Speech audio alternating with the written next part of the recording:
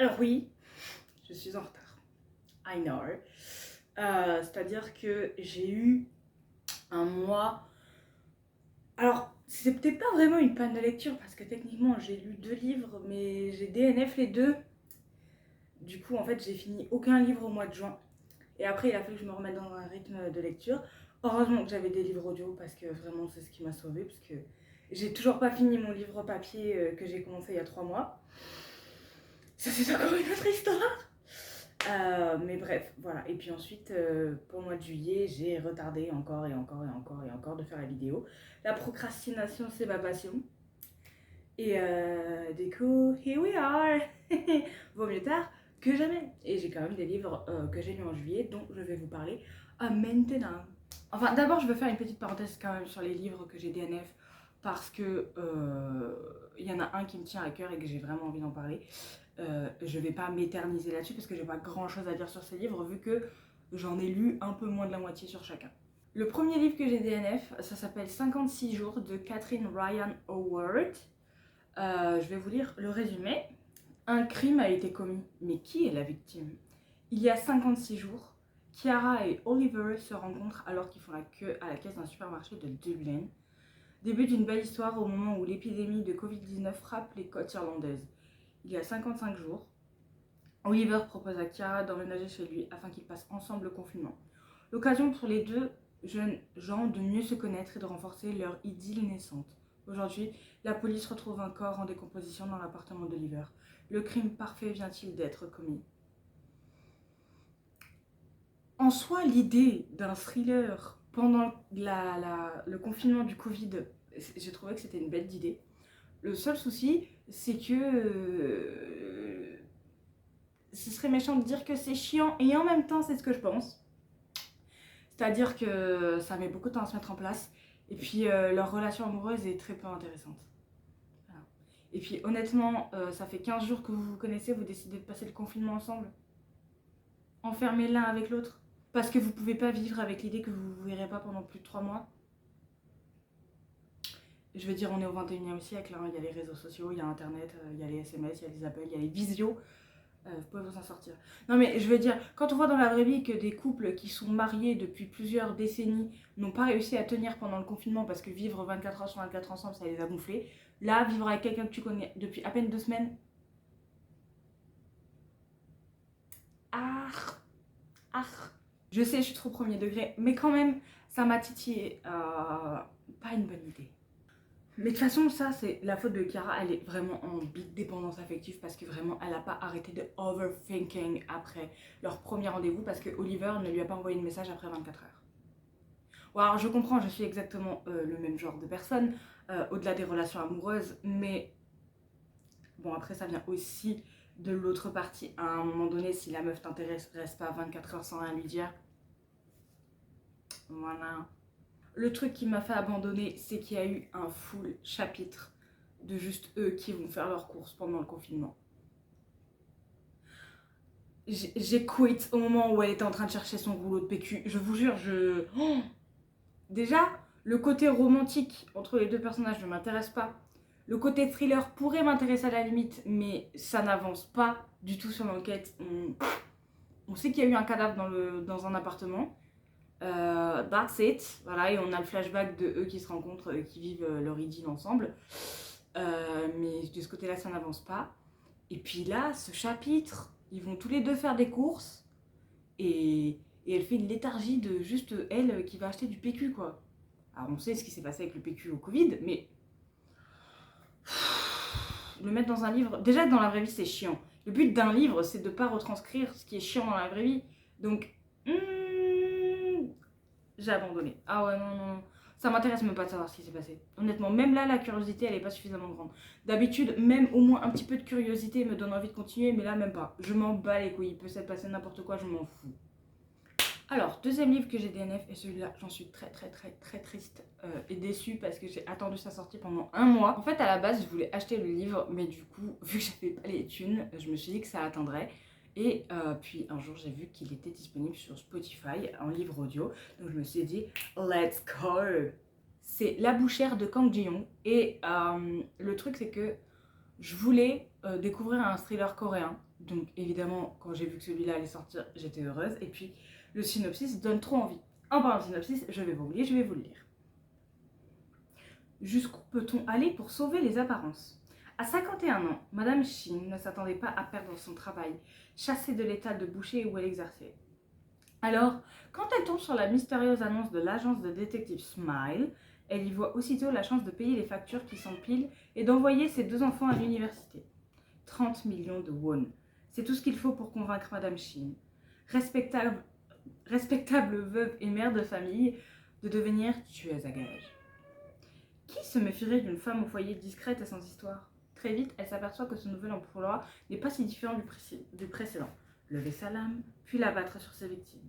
Elle manie son arme avec une précision redoutable. Cette qualité attire bientôt l'attention de Na Han Chol, patron de l'agence concurrente, bien décidé à faire tomber Smile et sa nouvelle recrue. Si elle veut conserver son travail, sa famille et sa réputation intacte, Madame Shim va devoir l'éliminer. Vous comprenez, genre, ça m'a donné trop envie sur le papier. Et le début du livre est grave intéressant. On a du coup toute l'histoire de Madame Shim, ses problèmes d'argent, sa situation familiale. Et du coup, quand elle va postuler à l'agence Smile, tout le début, une intro, enfin, c'est même pas l'intro, c'est vraiment le début du roman qui est plutôt cool, exactement ce à quoi je m'attendais. Jusqu'à son premier meurtre, on la voit vraiment exécuter son premier meurtre, comment elle a fait et tout. Encore une fois, super cool. Et puis après, ça a commencé à changer de perspective, c'est-à-dire qu'on avait un chapitre par personnage différent, qui viennent de on ne sait où et qu'on ne revoit plus après, puisque Madame Shim généralement vient les éliminer. Mais du coup, je suis vraiment en mode pourquoi? Encore à la limite, quand c'est l'histoire de Taeyang, donc son employeur, ça peut être intéressant, vous voyez, de voir comment lui a repris les rênes de l'agence Smile par... c'est pas vraiment un héritage, mais un petit peu, si vous voyez ce que je veux dire. Bref, ça peut être intéressant d'avoir ce point de vue-là pour en connaître un peu plus sur l'agence. Mais quand ça commence à partir sur des personnages qu'on ne connaît pas du tout, qu'on découvre comme ça, en mode c'est une page blanche qui est en train de se dessiner devant nous, et puis après Madame Shim vient les assassiner, je suis en mode... En fait, le truc, c'est que c'est pas vraiment l'histoire que je voulais. Je voulais, comme c'est dit dans le résumé, suivre l'histoire de Madame Shim, son évolution dans l'agence. Et bon, du coup, après, il y a toute cette histoire d'agence concurrente que du coup, je n'ai pas encore... que je n'ai pas eu le temps de voir, parce que en vrai, j'ai arrêté le livre au premier tiers. Je l'ai pas beaucoup avancé parce que j'étais vraiment dans un mood où j'avais du mal. Et en plus, l'histoire me plaisait pas vraiment. Et j'étais très déçue de l'histoire parce que c'est pas du tout ce que j'attendais. Donc j'ai préféré l'abandonner en me disant... vaut mieux que je l'abandonne plutôt que je me force à essayer de le finir alors qu'il me plaît pas du tout. Et commencer un autre livre qui pour le coup lui me plairait un peu plus et que j'aurais moins du mal à lire, ce que j'ai fait. Et donc du coup, transition, voici les livres que j'ai décidé de lire à la place. Finalement je me dis heureusement que j'ai pas acheté le livre, hein, parce que j'aurais dépensé 20 balles là-dedans, ça m'aurait vraiment fait chier. Alors, premier livre que j'ai lu pour ce mois de juillet. Alors, il se trouve que il y a une série que vous connaissez certainement, une web série qui s'appelle Le Visiteur du Futur, dont je suis extrêmement fan depuis plusieurs années. J'ai même eu la chance d'aller voir le film en avant-première en 2022. Maintenant, j'ai appris que le film sortait sur Netflix, donc ça va être l'excuse de le revoir. Et de toute façon, en fait, ça faisait des années qu'il fallait que je lise le livre, qui du coup est Le Visiteur du Futur, La Meute, la suite officielle de la série. Et j'insiste sur ce point. Du coup, comme ça faisait longtemps que je voulais lire, en fait, je l'avais acheté sur Audible en 2022, me semble-t-il, ouais. Parce que je comptais le lire. Je l'ai jamais écouté. Mais du coup, vu que je l'avais encore, parce que quand t'achètes un livre sur Audible, c'est à la vie, à la mort, et du coup, je me suis dit, je vais le lire. Sauf que je voulais être sûre de bien suivre toute l'histoire et de pas être perdue. Donc du coup, je me suis retapé l'intégralité de la série du Visiteur du Futur en un week-end, disons ça. Ah non, allez, une saison par jour. Et la saison 4, j'ai regardé en 2 jours. Allez, en 5 jours, j'ai regardé la série. J'ai chialé comme une merde. C'est-à-dire que je l'ai déjà vu la série 2 fois même. Mais il y a certaines scènes, j'ai quand même pleuré. Je savais ce qui allait se passer. J'ai quand même chialé ma race. Voilà. Vous savez, on se sait. Ceux qui ont vu on se sait. On se sait. La saison 3, On se sait, on se sait. Même à la fin de la saison 4, j'ai pleuré parce que bah, c'était fini. Enfin, quoique, j'ai pas vraiment pleuré comme la première fois parce que je savais qu'il y avait une suite. Notamment, là, le livre que j'ai lu, enfin que j'ai écouté. Puis ensuite, maintenant, il faut que je regarde le film. Voilà. Mais comme je vous l'ai dit, il sort sur Netflix en septembre. Donc du coup, voilà, j'ai pas Netflix. Mais je trouverai un moyen de regarder le film. Vous inquiétez pas. Dans ce roman feuilleton entièrement inédit, mitonné par François Descraques et Slimane Baptiste-Berroun, sont dévoilés entre autres les mystères du passé du visiteur du futur. Comment dire non à une telle proposition, même quand on connaît les risques encourus par quiconque se décide à suivre le visiteur. La série Visiteur du futur a débuté sur le net. Bref, en gros, c'est le passé du visiteur. Et du coup, ça donne forcément envie à toutes les personnes qui ont vu la série parce que c'est vraiment un personnage extrêmement mystérieux. Et voilà. Évidemment, je lui ai mis un big vert parce que je pense que je ne peux pas être objective en vue de cette série. Et puis surtout, faut que je vous dise, sur Audible, il y a écrit que le livre audio, il est lu par François Descraques. J'adore François, très contente. Donc moi, j'étais contente de me dire « Ah, c'est François qui lit le livre, vas-y, let's go !» Il n'y a pas « Je démarre le livre ». C'est pas la voix de François. C'est Mr. Slimane Baptiste-Berroun lui-même qui lit le livre. Vous voulez dire que là, j'ai genre... Quand j'ai démarré le truc, j'étais en mode là, je suis coincée pendant plusieurs heures avec Slim qui va me lire une histoire. J'adore la voix de cet homme, j'adore cet homme.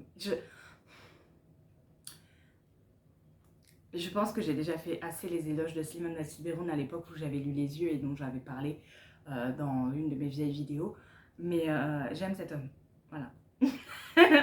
Et en plus, le fait que ce soit lui qui lise le livre, vu que c'est l'un des comédiens de la série, eh ben, ça m'a donné l'impression d'écouter une série audio, en fait.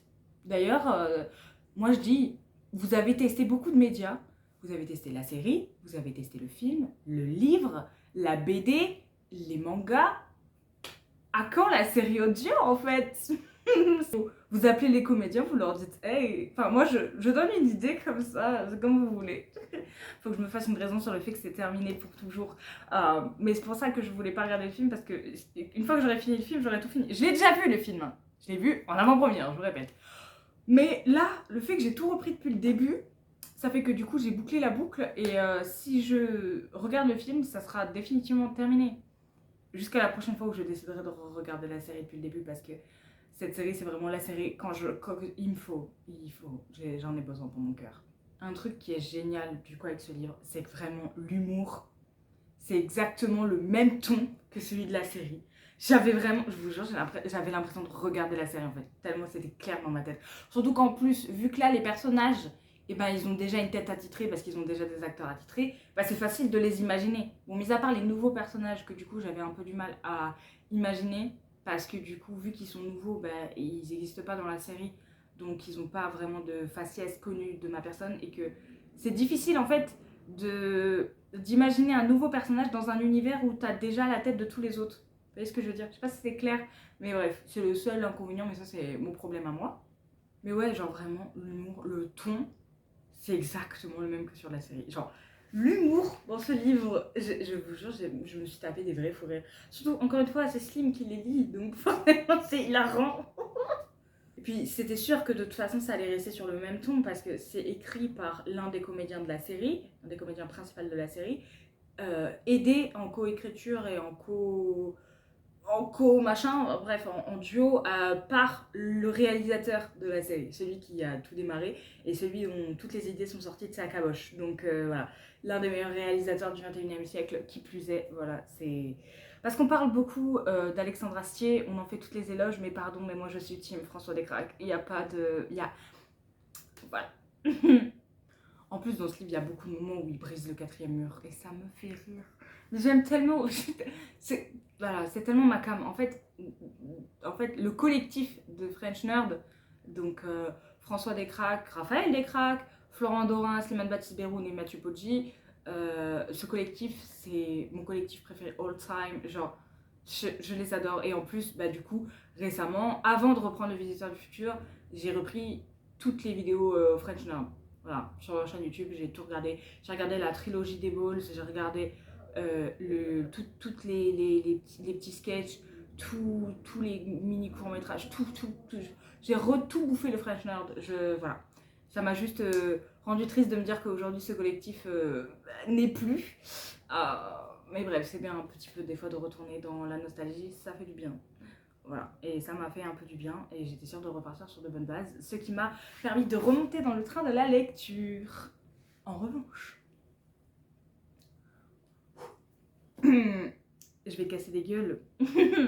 Les gens sur Babelio, j'ai vu des critiques du livre, ça m'a... Un petit exemple. Allez, je sais que vous voulez un petit exemple. Cette gentille personne qui a mis 0,5 au livre. Exclusivement pour les fans de la web série. Oui. Justement, oui. Du coup, c'est parce que c'est la suite de la série, donc oui, c'est pour les fans de la série. Ok. Le livre n'est pas mauvais, il est simplement confidentiel. Il met en scène des personnages qui ont eu une vie précédente dans une web série qui a trouvé son public. Je n'en suis pas. C'est quand même écrit en énorme sur la couverture que c'est la suite de la série. Donc, pourquoi tu lis le livre si t'as pas regardé la série? Je comprends pas. Tu reproches au personnage d'avoir eu une vie antérieure au livre, alors que tu sais pertinemment qu'il y a eu une série de 4 saisons précédentes. Et que ça, c'en est la suite. C'est littéralement la saison 5 en fait. Je sais pas, tu commences pas une série par la saison 5. Ce qui me fait abandonner ce livre, ce n'est pas son genre, c'est qu'il s'adresse à des lecteurs qui sont déjà bien dans le bain. On manque de présentation des personnages, de situation, de l'action. Mais on va pas représenter les personnages, puisque c'est les mêmes que dans la série. On présente les nouveaux, oui, mais du coup, ceux qu'on connaît déjà, pourquoi les présenter puisqu'on les connaît déjà? Je sais pas, genre, tu vas pas lire le tome 3 de Hunger Games et dire putain, mais j'ai aucune idée de qui c'est Katniss Everdeen, putain de merde, vous voulez pas nous dire qui c'est un peu? Pourquoi elle est si importante finalement, vous nous parlez pas d'elle? Je sais pas, genre, c'est de la logique, non? Tous les livres de SF ne sont pas la suite de quelque chose qui a eu du succès auprès d'un public restreint par l'âge et par le média. Oui, effectivement, tous les livres de SF ne sont pas les suites d'une série, mais celui-là, si. Et c'est écrit dessus, en énorme, sur la couverture. Donc, oui, tous les livres de SF ne sont pas une suite de quelque chose qui est apparu sur un autre média, mais en l'occurrence, celui-là, ça l'est. Donc, soit tu regardes la série avant de lire le livre pour bien comprendre, soit tu lis pas le livre et tu fermes ta gueule. Je sais pas. À la limite, tu lis le livre et tu te rends compte que c'est la suite de la série, t'es déçu, d'accord, mais viens pas mettre 0,5 étoiles sur Babelio, ou même nulle part. Viens pas mal noter le livre parce que tu as eu la flemme de regarder la série, alors que bah, c'est quand même écrit dessus que c'est la suite, et surtout que visiblement tu l'as compris au bout d'un moment. Donc, au moment où tu le comprends, tu te dis ah, c'est la suite de la série, mais je vais d'abord regarder la série. Bah non, toi tu te dis ah, c'est la suite de la série, bah j'abandonne le livre, et en plus je vais aller le critiquer et juger les fans. Oui, restreint de par l'âge et de par le média. Restreint de par le média. La série est disponible gratuitement sur YouTube. Qu'est-ce que tu parles de restrictions là en fait, ma belle? Évidemment, un deuxième petit commentaire parce que c'est toujours merveilleux. Celui-là, il a mis 2 étoiles. Ne partageant le même point de vue de mes amis lecteurs sur ce roman inspiré d'une célèbre série dont je n'ai jamais entendu parler. Alors pourquoi tu lis le livre? J'ai eu de la misère à m'attacher au personnage principal et même à trouver l'intrigue intéressante. Ben, c'est sûr que tu as du mal à t'attacher au personnage principal étant donné qu'on ne le voit pas.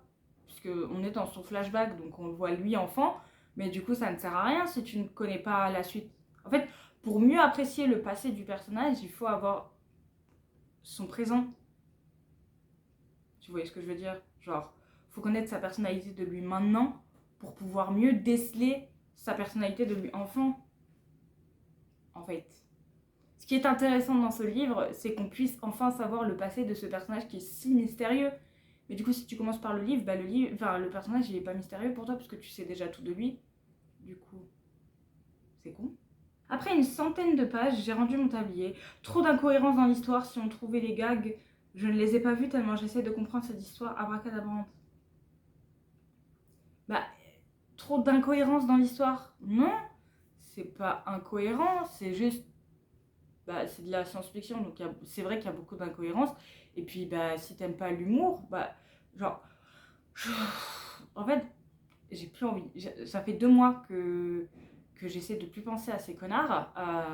Mais du coup, je voulais en parler parce que je trouve ça vraiment débile, leur manière de réagir face à ce livre, étant donné qu'ils sont au courant que c'est la suite d'une série et qu'ils ont pris de eux-mêmes l'initiative de le lire alors que bah ils ont pas vu la série quoi. Genre en mode ils se croient plus intelligents que tout le monde à critiquer le livre et à juger le fandom. Parce que le livre n'est pas compréhensible pour quelqu'un qui n'a pas regardé la série, alors que c'est précisé que c'est la suite de la série. C'est écrit en énorme sur la couverture et c'est même dans le synopsis. Donc, enfin genre, c'est même dit dans le synopsis, sur la 4ème de couverture, que c'est la suite de la série et que, enfin, ça parle de la série quoi. Ça explique tout l'engouement qu'il y a eu autour de la série. Que tu l'aimes pas, d'accord, que t'aies pas envie de la regarder, d'accord, mais dans ce cas-là, pourquoi tu te fais chier avec le livre?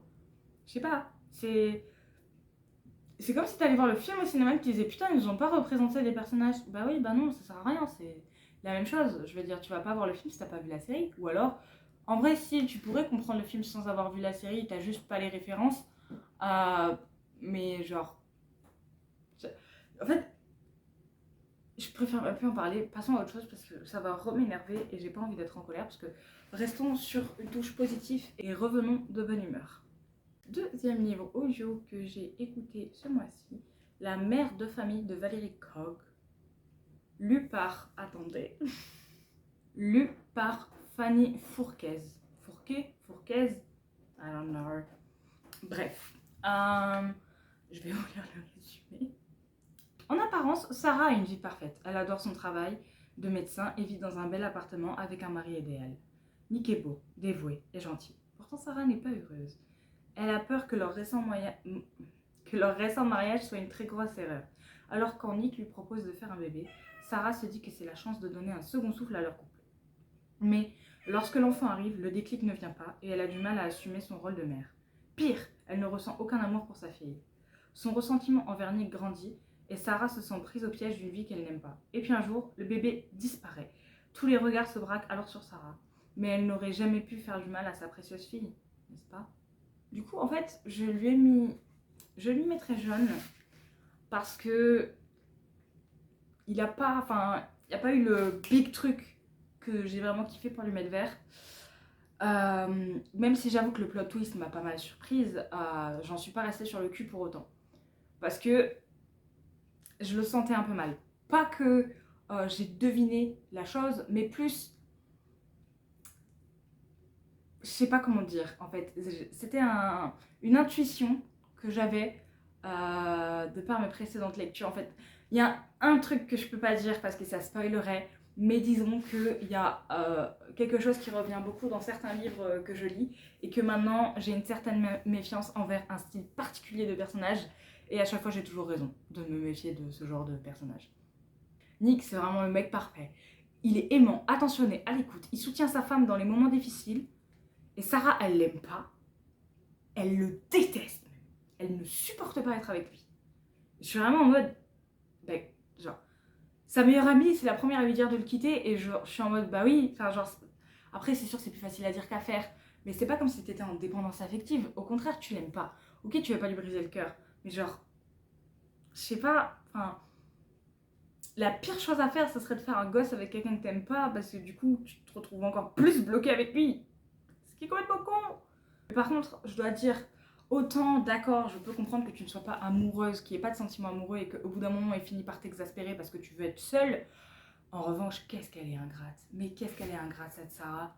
Genre vraiment, elle est insupportable. Tout le monde autour d'elle est là pour l'aider, la soutenir, lui donner des conseils. Même sa mère, elle vient pour l'aider avec le bébé et elle l'envoie chier. Et genre vraiment, elle parle mal. Elle est... Genre, hé, hein, c'est pas parce que t'es mal dans ta peau que tu dois envoyer chier tout le monde, surtout des gens qui veulent t'aider.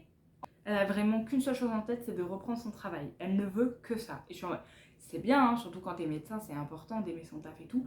Mais calm down, souffle un peu, pète un coup et relâche la pression s'il te plaît. Et surtout, arrête d'être Un truc qui m'a énervé aussi, la flic. Au moment où le bébé disparaît et tout, forcément, c'est sûr que Sarah devient l'une des principales suspectes. Enfin, non d'ailleurs, c'est fondé sur rien. C'est juste une intuition de la flic. Parce que la flic, elle est elle-même maman. Et elle se dit, moi, si j'étais mère et que ma fille avait disparu, je serais anéantie, je réagirais pas de cette manière et tout. Elle reste froide, on dirait qu'elle s'en fout. Alors déjà, je vais t'apprendre un truc de ouf. Tous les êtres humains ne sont pas faits de la même manière. C'est pas parce que toi, tu réagirais comme ça que tout le monde réagirait comme ça. Et surtout, encore une fois, tu dis que tu réagirais comme ça, mais le moment venu, tu sais même pas. Au final, on se dit, ouais, je réagirais comme ça, mais quand la chose te tombe sur la tête, tu réagis pas du tout de la manière que tu pensais que tu réagirais, parce que ce genre de choses ne se contrôle pas. Bref, cela étant dit, elle est sur les côtes de Sarah tout du long du livre, juste par une intuition sortie du trou du cul de l'autrice, et c'est vraiment insupportable. Et c'est même pas en mode ça commence à nous mettre le doute et tout. Non, non, c'est juste vraiment chiant en fait, parce que bah, ça se voit qu'elle est innocente en fait.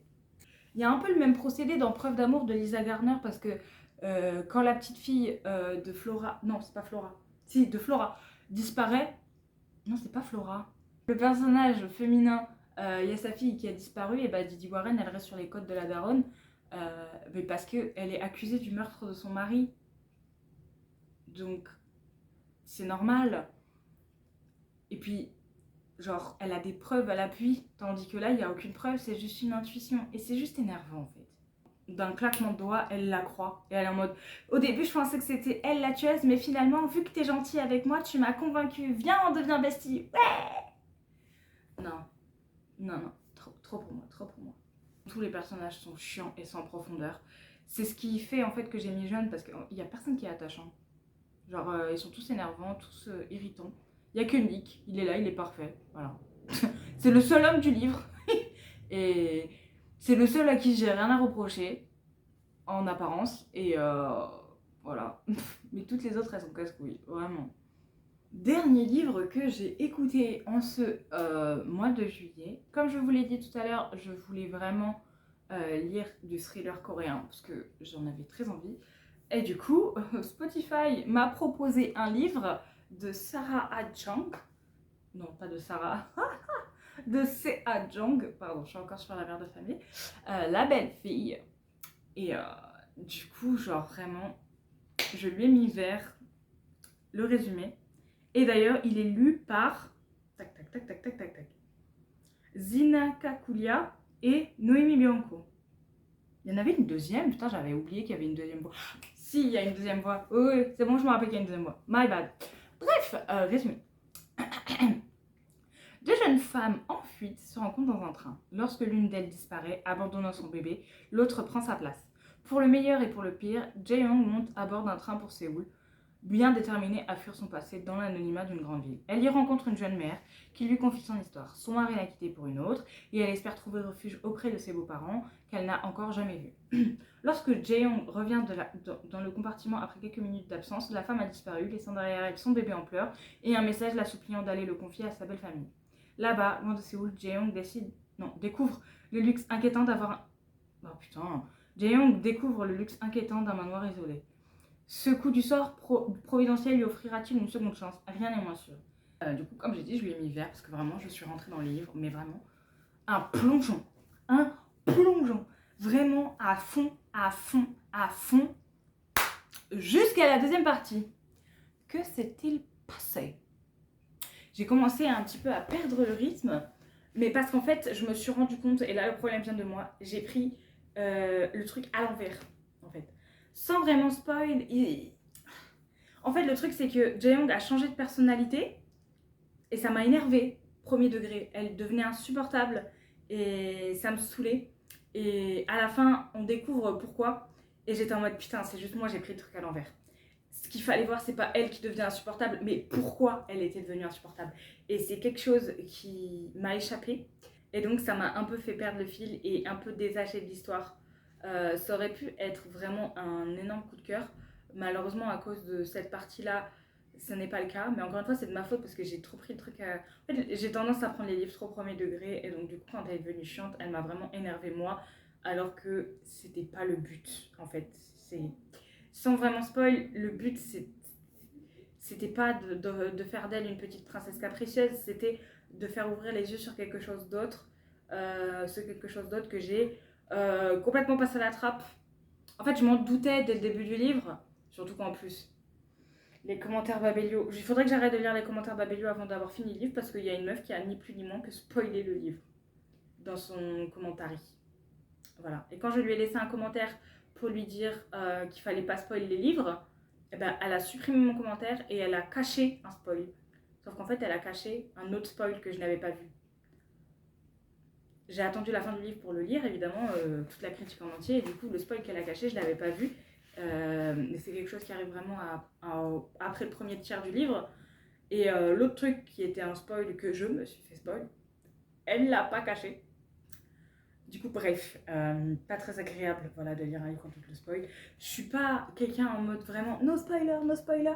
Juste quand je suis à fond dans un livre et qu'on vient me spoiler un truc, même si c'est pas la vraie fin, c'est pas le big plot twist, mais bon, ça m'a quand même un peu fait chier. Bref, et comme j'ai dit, j'ai vu un peu le truc venir, c'est juste que du coup j'étais tellement concentrée sur le fait que Jae-young était devenu insupportable que j'en ai oublié l'intrigue principale. Ce qui m'a fait me décrocher du livre. Puis après, je me suis raccrochée à la fin quand tout s'est remis en place normalement. Ce qui fait que j'ai quand même beaucoup apprécié ce livre. Et je le laisse quand même en vert parce que toute la première partie est géniale et extraordinaire. Et un stress qui te tient vraiment en haleine. Genre, quand elle est stressée, tu te sens mal. T'es en mode ah. Et puis aussi, dans la deuxième partie, on découvre le passé de du coup la mère qui a abandonné l'enfant. C'est ça qui est là. C'est cette personne-là qui fait la deuxième voix. Ça j'avais oublié, bref, et que je trouve très intéressant parce que du coup ça nous permet de regarder l'histoire sous l'autre angle et au final les deux points de vue se rejoignent et pouf, explosion. En fait, j'ai pas pris beaucoup de notes sur ce livre donc j'ai pas vraiment grand chose à dire. Voilà, j'ai un peu... En ce moment je prends plus trop de notes de mes livres, il faudrait que je le refasse parce que du coup ça fait que je me retrouve là devant la caméra à ne pas savoir quoi dire du livre, mis à part, j'ai bien aimé. Voilà, de toute façon, j'ai rien vraiment de constructif à dire sur ce livre. En fait, plus j'aime un livre, moins j'ai de trucs à dire dessus. C'est un peu con parce que genre ça veut dire que je me concentre que sur le négatif et il faut pas. Mais je vois pas ce que j'aurais de positif à dire parce qu'en fait tous les trucs positifs que j'ai à dire, j'ai pas envie de les spoil parce que c'est ce que j'ai trouvé bien dans le livre et que du coup c'est ce que j'ai envie de laisser découvrir aux gens. Donc c'est assez contre-productif, mais voilà, c'est comme ça. Donc je vais m'arrêter là pour cette vidéo. Je suis contente d'avoir pu enfin la faire et rattraper mon retard. Pour ce mois d'août, il y a plusieurs livres que j'ai déjà finis, dont je vous parlerai le mois prochain, et d'autres que je vais essayer de finir avant la fin. On va voir.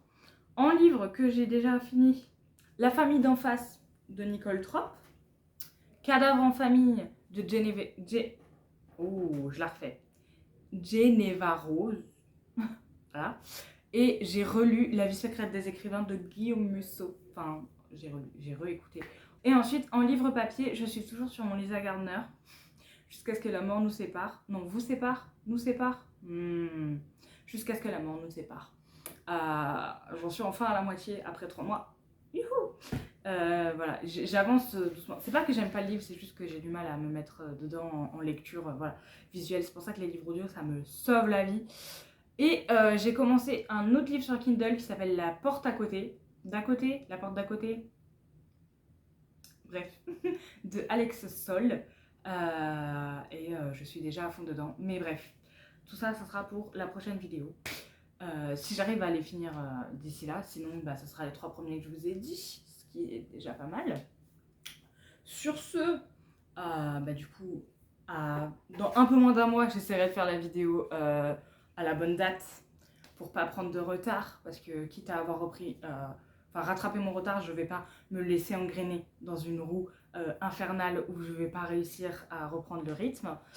Je vais continuer de lire, je vais essayer de lire un peu plus vite les livres en papier, de vraiment m'y mettre et à la prochaine en espérant que j'arrive à l'heure. Sinon, vous allez attendre un petit peu. Je pense que vous allez réussir à vous en sortir si j'ai quelques semaines de retard. Je vous jure que vous allez en survivre. Je vous le promets. Allez, on se retrouve. Au revoir.